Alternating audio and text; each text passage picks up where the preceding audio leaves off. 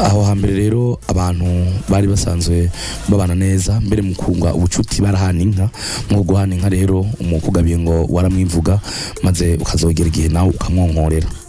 Iyo nyonkorano rero ni inka umuntu yagabiwe yasubiza uwamugabiye kugira ngo ubucuti buhagume. Iyo rero bitagenze uko nyene kugaba inkuga mbere yarashobora kuja kokoza nari nipfujije ko n'umustura birahamwe mbega yagiye kokoza vyagenza gute nkuko bisanzwe rero mu migenzo y'ikirundi nta muntu yisangiza inzoga ijirondera ijambo. Iyo rero abonye ishishiro itumbere irembo yacatumira ababanyi hamakiyago kimaze kurema nyene urugo yaca ijambo yo mushitsi yaje ashishiriye nyene urugo rero akavuga nka bene aya majambo akavuga ati bakunzi bahire mu vyagiye ngaha uno munsi rero irembo ryavyaye ngugurukanywa mu rusomero sose mu rushire ku mutima ushima ruzanye n'umugenzi twagengenzanye tukatagenzanya kuko baba baragabarine uyu mukunzi muhire subundi nda kubadondorera yava niyaja n'utaramuzi yamwumva kandi noneho wahoraza ngaha yamwumva tumuyaga tukamutasha kuko bavuga ngo umuntu yiga yirahira uwamugabiye urumva wamara mutemberera yamwumva kuko yaramuvuga rero ati kuva tucaruka twarasangira impuzu ngo ihere tugasangira ipfundo twamye rero tuje inama Imana ikatwunganira kugera no munsi rero ngo ntituracana mu vyongere rero murazi ko atanzo gitagira ijambo nkaba nasaba ko yorishikiriza wenye nishishiro hanyuma rero turacari injora tugira umwami n'abagabo. Ubu rero yabari nyene urugo kumbure ahaye ikaze uwaje kokoza ngo ahebe afata ijambo rero avuga ikimugenza.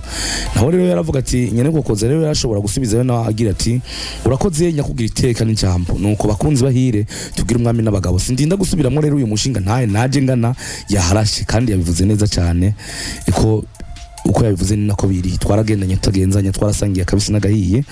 nkuko gusangira kabisa nagahiye rero turaruha turashika ku ngingo yo kugabirana ndamugabira inyana ya rugomero ntamugoye ndayimuha ntamuhogoje muje gushika iramukunda igira kiragwira none bakunzi bahire uno munsi uri hejuru narinje ngo nyokorere bumva yabaje gusaba icyavuye muri yanka yamugabira ubumwe n'urukundo rero bibandanye bigwira byari bihasanzwe nivyo tukironderanye n'urugo rero nawe yarashobora gufata ijambo agasubiza ati nuko umukunzi muhire ndakengurutse kandi ndashimye ijambo ushikirije kanatsinda ntiwanyirije kukabagende naraji wawe umijambo n'icicaro ndagusaba uransabisha ubwira kurangabira nanje rero ico narahiye no kukugarariza inka wampaye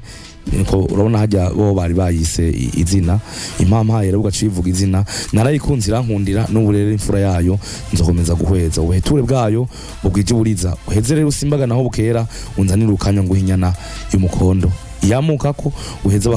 uheze rero abakunzi bakoranye bagukuza ubwatsi ineza yituzindi uheze rero usomera usose nyakugira inka zo gutunga no gutanga urumva byaba ari ibintu bizoguma bigaruka kuko n'uyacagabira abandi n'abandi yagabiye rero zari nk'imanza zo kugemuranira umuntu yagwaye inka nawe ugamusubiza byarashobora no gushika rero nyene kugabana akiyumiriza ntashoke yokorerwa mugabi niyo rero bene kugabana rero biyumvikanije ubona ko biguma gukura inka mu rugo byaraje no mu ntahe ariko rero amaherezo bakayitanga kuko ariko byari bitegekanije mu migenzo y'ikirundi kuko uwaguhaye nawe utegereza kuzomwokorera ariko kandi ntawo bishima kubona abantu bagabiranye baje kwisana imbere y'intahe n'ingene inka ziri mu vyambere binywanisha abantu mu migenzo y'ikirundi ivyo kokozanya rero ntivyavuyeho kera itegeko ryo kubikura